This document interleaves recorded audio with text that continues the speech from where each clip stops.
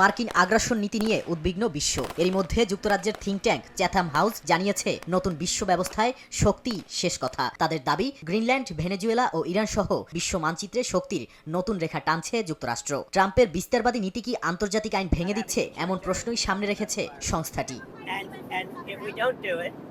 Chatham হাউসের আন্তর্জাতিক আইন বিশেষজ্ঞ মার্ক ওয়েলার বলছেন, ভেনেজুয়েলায় যুক্তরাষ্ট্রের হামলা ও প্রেসিডেন্ট মাদুরোকে আটক করার কোনো বৈধতা নেই। এটি আন্তর্জাতিক আইনের সরাসরি লঙ্ঘন। ইউরোপের জন্য এটি একটি সতর্ক সংকেত, কারণ বহু বছরের পশ্চিমা মূল্যবোধ থেকে সরে যাচ্ছে যুক্তরাষ্ট্র।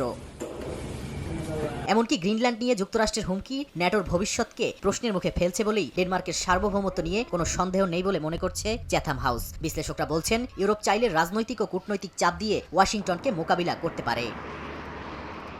অন্যদিকে ইউক্রেনীয় বিশ্লেষকরা বলছেন, চলমান পরিস্থিতিকে অজুহাত বানিয়ে রাশিয়া ইউক্রেনে আগ্রাসন বাড়াতে পারে। তবে ভেনেজুয়েলার তেল বাজারে এলে তেলের দাম কমতে পারে, আর এতে দুর্বল হতে পারে রাশিয়ার যুদ্ধ অর্থনীতি।